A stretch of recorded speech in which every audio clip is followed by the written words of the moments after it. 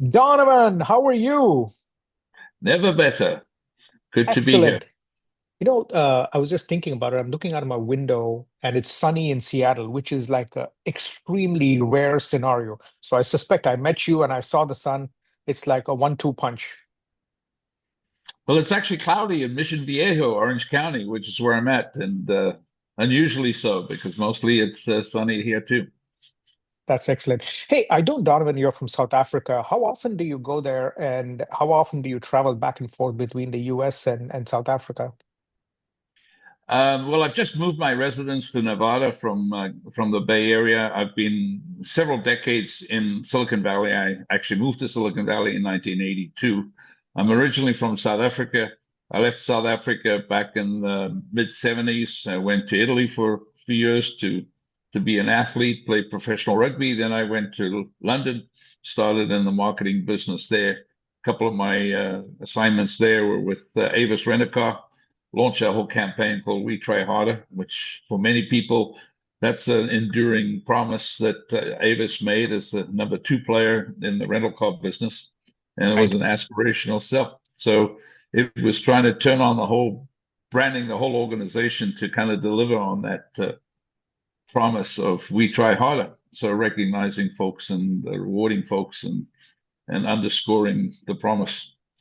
Tell me something. And How then closely do you relate to Mad Men? I mean, you're one of the OG when it comes to ad guys, right? You've been at Ogilvy back in the day, so you're one of the original gods, if you will, right? So how does that? How closely do you relate to Mad Men, if at all? Oh, absolutely. I mean, for again on the advertising side, and I was, I was drafted in from a different side of the business. I started off in promotional marketing and PR, and I moved from London, where I spent 3 years, to New York. I broke into the business there in '77, and that was, at the high point. I mean, New York was the epicenter of where you Right. went to hire an agency. All the big companies would come to New York to review and select agencies, and it was a big schmooze fest. And everything was around how to delight the client and make that relationship work. And the ad folks were rather adept at doing that. And I was more at our business economics were a little different from advertising, but then the agency I was with got acquired by Ogilvy. By that time, I had spent 5 years in New York, and I'd moved to the West Coast, seeing that Silicon Valley was really where the action Right. was, and it was it was a problem for me to. Sorry, I've got to just. Um, um, so anyway, sorry, I had a disturbance here with my phone. The bottom line is that um, going to the West Coast was really in the early days of Silicon Valley. That was when you I was The there for gold all the rush, different paradigm the shifts in the technology gold marketplace. rush. Right, we had some most amazing times. In those days, you some people actually knew what a floppy disk was, and was actually one of my first clients was Verbatim, and then one of my earlier clients was also Dell Computer, which at the time was called PCs Limited, and Yeah, yeah. PCs Limited rebranded as Dell, and Michael Dell started the business in his dorm room and at the University of Texas in Austin, and went on to take it public. At that time, he was a half a billion when he went public, and I had about 10-year relationship there, but it was interesting times. Lots of different iconic figures in the industry, a lot of iconic brands, and a lot of formative early days before the onslaught of the internet. Yeah, absolutely. Now, going from there to what you see right now, which is a dramatic shift over the last 30 years, tell me about the three, four highlights that you've seen that have changed, right? For example, when I was there, again, floppy disk, I'm used to it as well. So we're both dating ourselves. I actually used to put 12 floppy disks to even get the operating system to load on the right? So we saw the whole web transition, we saw the mobile transition. Now we're seeing another one, which is AI. Does AI feel to you like what you saw in the web, client server, web? mobile, or does it feel like it's on a different orbit?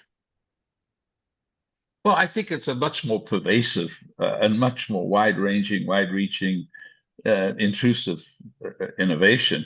Again, we're seeing swallows and we're seeing, the bull run over the cliffs. Everybody's after the next great thing, and the promises and expectations are very high. I would say when we had the dot bomb period in the late Right. 90s, early 2000s, that was unreal. I mean, there was multiples and valuations that were incredible, and there were businesses that should not have been businesses that were funded at massive levels of at the time. Today, it's even more incredible the amount of money being raised by these companies. But I think the maturity in the tech sector in those days, tech was still, and the internet was still early days, right? Now we have a Right. lot more maturity, a lot more sanity, perhaps, a lot more discretion, a lot more diligence about who and what's going to fly. But the promise and expectations are there, and what people are doing with AI. However, there are lots of caveats, lots of limitations, lots of obstacles and issues to be overcome and addressed. And a lot of folks look at it from a panacea standpoint and look at what are the things that can potentially go wrong. But just having good data preparedness. We've just done a study on the whole issue of Gen I preparation and readiness to actually find data, have your data quality in a situation where AI can be actually applicable to different functional areas, and particularly back office, particularly asset management, particularly protecting intellectual capital and property across the organization. But there are some amazing potential applications and usage, and certainly in our community of marketers, many are exploring in different shapes and forms, either whether it's the creative area and the whole creative economy, which is massive today, Right. crowdsourcing creativity around the world from all types of producers in many different countries, many different formats, and is a big area, and that's where we see it everywhere in TikTok and all manner of different postings on YouTube and others, where short form video and a lot of AIs are being applied to really parodies and things that seem to entertain folks. But anyway, the point I'm trying to make, AI is again, people tend to speak about AI rather than look at the application, look Right. at the functional benefit, look at the impact on the business, look at the impact on performance, on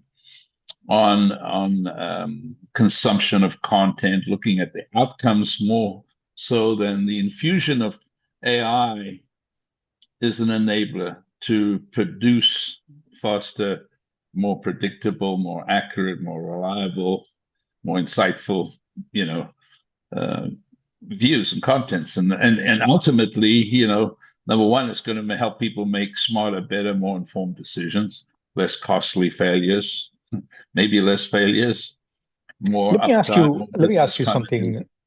Now, when you are part of the CMO Council that you run and you manage, you have a lot of different people that you have access to. One of the questions that you just talked about was getting your data ready for AI. Walk through that. What are people telling you in terms of their readiness for their data or the readiness of their data for AI? Do you think on a maturity scale, they are at one being, okay, I don't even know if we have any data that's ready for AI, to five being, yeah, we're ready, we're using it, we're doing very well. Where do you think most of the people that you work with, most of the CMOs that you talk to, where are they on that spectrum? Well, again, it's who owns the data and where the data resides and how well it's managed and maintained and sourced and updated and refreshed and cleansed. And those are all tricky questions because there's silos of data across the enterprise, fragmentation of data, data sprawl, and more applications producing more data. So you're having a multiplier effect. Data is constantly multiplying exponentially. The question is, what data do you really need or want? What's essential to making, what segments and types of data? So number one, you got to look at your data DNA. What data is going to give me the best possible decision-making outcomes, number one. Number two, you've got to have that data consolidated, integrated, unified. And we're finding in our study that we surveyed almost 200 corporate marketing leaders, mostly in billion-dollar companies across North America, Europe, APAC, and other parts of the world. And Yeah. we really found 60% of corporate leaders, and these were people in functional areas. We didn't go just to marketing. We surveyed people Okay. that were chief Outside of data marketing as well. officers, chief digital officers, CIOs, CISOs, back office functional leaders, chief administrative officers, legal officers, and so on, all of whom have data. And where that Right, right. data is and how valuable it is and how important it is to protect and maintain and update. And most 60% of those we surveyed did not have confidence that their data readiness and preparedness was up to par to be able to realize the full potential of Gen AI implementation. So that's a concern again because people aren't looking about the obstacles. They see across, they look across. Yeah, They don't yeah, realize there may be a swamp or a bog underneath that yeah, beautiful vista that they envisage being able to the pasture there may look lovely and green, but underneath there's a bog. And then that's the problem that you run into is the implementation side of things. And then there are also privacy issues. Then there are also obviously ethical issues and things that tend to get into who can get access to the data. And also the subversive issues that you have to deal with is people don't want data exposed. And how do you manage users' access to data? Who gets to see data or access data? How do you control and administer and manage information residing across your organization? You've got an organization where endpoint security has become a real issue, but endpoints are multiplying as well. People are working from different locations and different conditions and different security environments. And all of those factors and forces impact your data. let me ask you about this. So now you told me that 60% of your people are saying they're not ready from a data, and it's not just marketers. You're talking to data officers, digital marketing, you're talking Right. to people that are doing CDOs, chief digital officers, etc. Now, when you look at all this data, the DNA of that data, as you correctly mentioned, they're pulling all this together. Do they have the confidence that they will be able to enrich the right data, keep it clean, use it effectively, or are they more worried about, okay, if we don't have the data foundation right, the hallucinations that we get with language models and Gen AI will just increase so much? I mean, you've seen so many of these, maybe not too many, but there are enough cases where, for example, the Canadian Air example, right? Air Canada gave out like 50 people refunds when it was not supposed to because the chatbot, the AI thought that was the policy. Are they more worried that the hallucinations and other things would increase because of lack of consistency of their data and their data readiness? Or are they more looking at it like what you said, which is the greener pastures? They like there's a swamp on the way to the greener pastures. They're looking beyond the swamp and going to the greener pastures right away. I think the greener pastures hype, the there is there is certainly and I'm talking now from a lot of experience in having interactions, in-person discussions all over the world. So Dubai, Singapore, Joburg, Yeah, Cape Town, New York, London, whatever. And the marketers that I'm talking to, obviously there's a certain level of adoption and use. There's a certain level of trial. There's certain marketeers, if we're just talking marketeers, that are predisposed to perhaps have a little more of a digital mindset, digital orientation, and they have much more focus on MarTech specification, integration, building marketing stacks that make things happen. AI is a component of that, and every solution provider in the world promises to have AI-powered offerings, right? So correct. it's just a buzzword. The question is really the reality of how do you get started? Where do you get started? What's the potential piloting, uptake, integration, use, and being smart about having a roadmap, having a way forward. So we're actually publishing, starting, in fact, I'm piloting and testing it right now, a self-assessment tool that Very helps nice. our members really come to grips with where they are. So assess where you need to progress is this campaign. It's all around see them at the crossroads. And this is a new area of intelligence, powered marketing, right? So Yeah, marketing today is going to become smarter, more adept, more agile, more predictive, more suggestive, be able to be certainly more personal. So we relish and want to see implementations. We are working with companies that are doing amazing things at point of service, what we call marketing in the moment. How do you shape and influence immediate real-time interaction with your customer? right. Uh, Good example is drive-through restaurants in America. There's 200,000 drive-through restaurants. 70% of all fast food sales go through the drive-through. So that's where the rubber hits the road, right? So at drive-throughs, there's a piloting system called Me that's doing some amazing stuff where they recognize the number plate of the car. They'll know where that person comes from. They'll have detected the device they're using, and all of a sudden they're building a personal profile of that customer. So the customer drives up, they can suggest what they know, what their purchasing history has been. They know what they're likely to be inclined to buy. They know that they can cross-sell and upsell menu items. They can also make that menu order more accurate, and they can make it more possible. They can congratulate them if it's their birthday. They can suggest half coffee if it's a wet day. All these kinds of things. But it's all driven by a bot. I mean, there's real people Back in the data. interfacing, Yeah. but they're getting text. Their dialogue is being influenced by AI, instant AI profiling of that particular type of customer. You had And mentioned a little bit about Del Taco. That's one of your favorite places, I imagine. And do you see in Del Taco as an example? You talked about their new packaging and their California roots, so on. In a company like Del Taco, which is relatively small compared to the big one, Taco Bell, do you see even mid-sized organizations like Del Taco saying, yeah, we have to play this AI smart to be able to get it going? Or are they a little bit more cautious? What are you seeing mid-sized versus no, enterprise? actually, we're seeing the potential for adoption of AI is actually giving those smaller operators, let's say they got 50 or less locations, Yeah, an opportunity to compete. So you could be a franchisee and you might have a certain number of locations, or you could be a small, a new and format chain. I mean, for example, CC's Coffee it's got something going, got 13, 14, 15 locations right now they're piloting.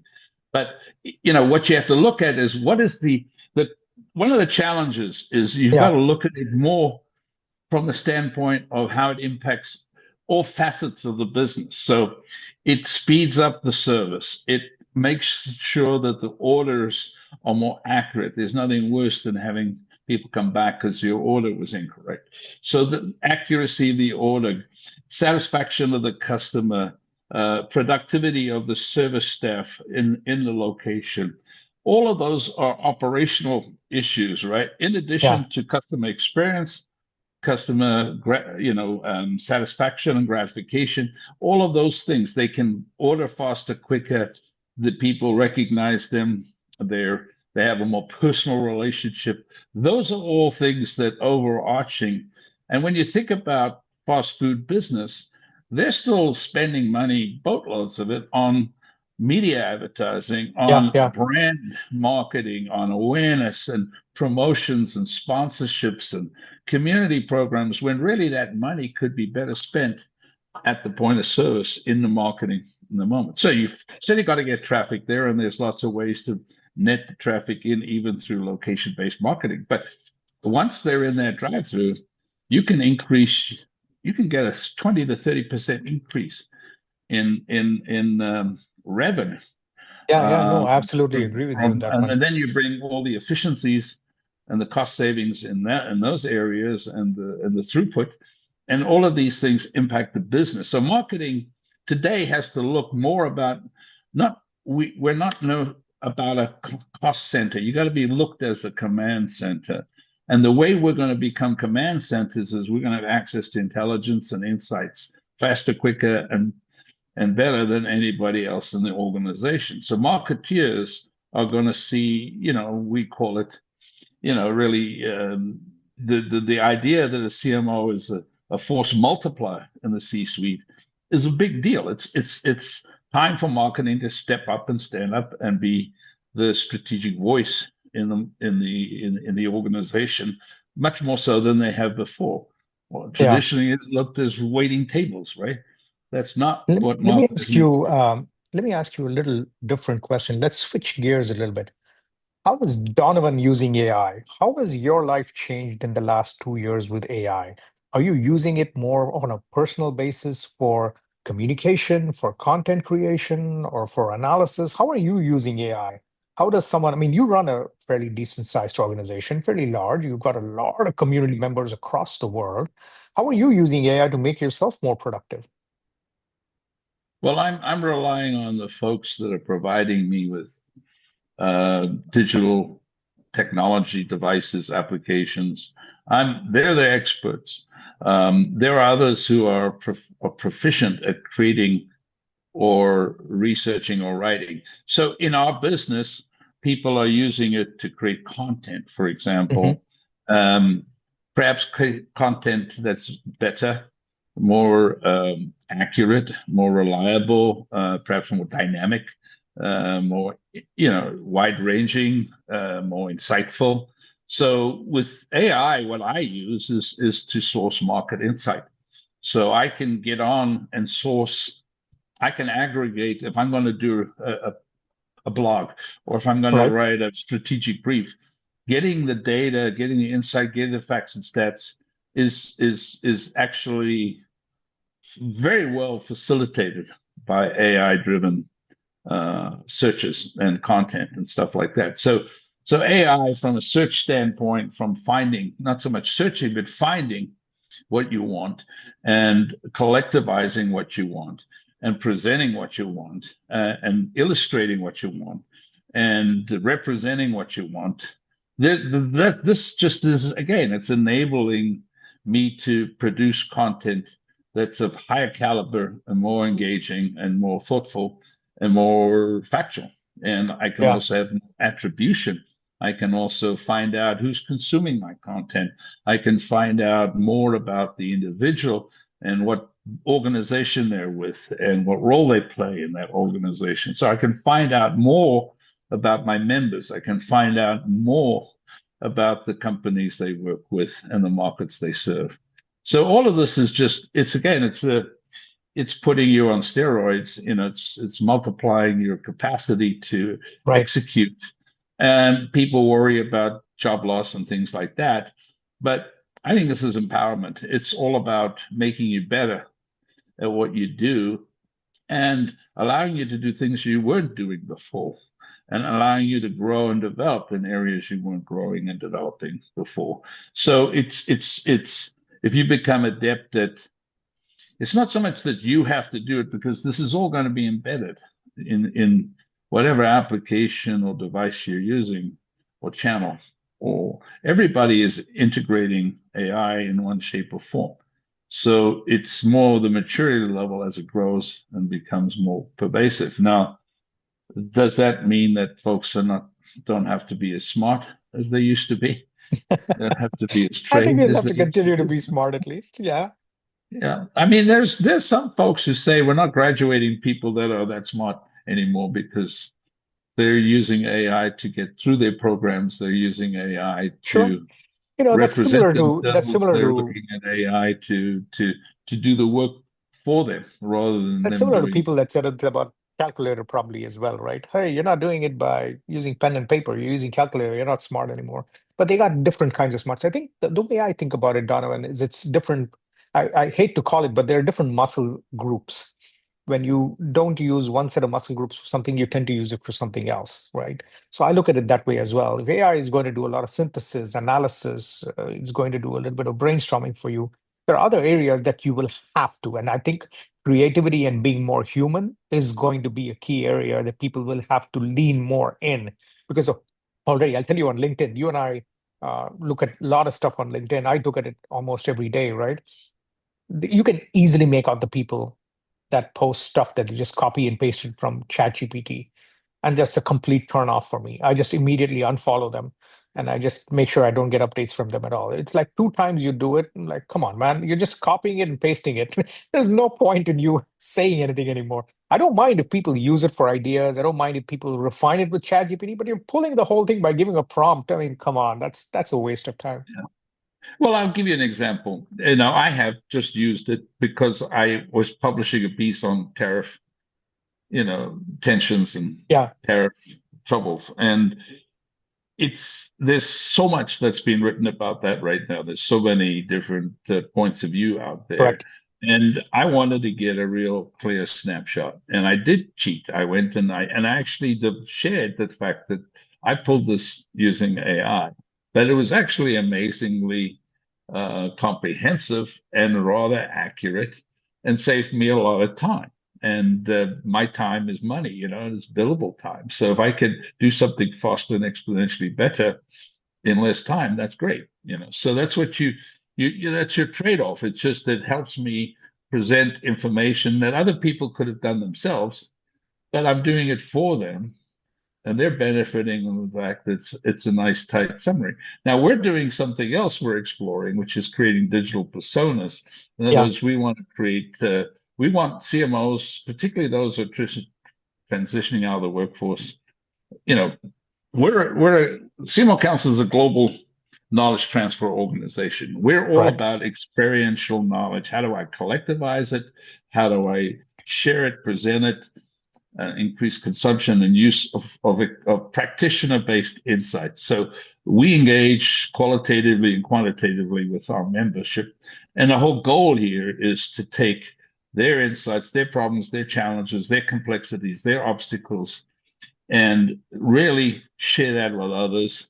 And next practices, best practices, things like that are what we're into the business of. So we're a content factory producing vast amount of stuff, but it's all based on that type of input rather than aggregating everybody else's stuff, right? We do Yeah, yeah. that as part of an exercise around a strategic initiative, but I'm really more interested in highlighting problems, challenges, obstacles, and competencies and proficiencies. And that's the name of the game today. So for us, um, AI has a lot of relevance and meaning, and we're uh, we're obviously writing a lot about it and talking a lot about it. We have a lot of studies and reports people can source from the CMO Council at no cost to get their heads into different aspects of it when it relates to customer engagement and Awesome. content creation. Donovan, that is on the half hour. I've taken a lot of your time. This was a terrific start conversation. I'm sure we'll have more of these on an ongoing basis. When I spoke to Kevin last week, I reached out to you and said, I'd love to have you on the podcast. My goal was, as I said, to try and give people different perspectives on how people in the industry are thinking about AI. Where do they think it's going into the future? So this was a great start. I'm sure we'll have you back again. And I'm sure that maybe you and I can share something in terms of a drink or something when we go to a cricket game when India plays South Africa. By the way, that's in 1 month. Looking forward to that. It's always a formidable match. Indians are playing very well these days. So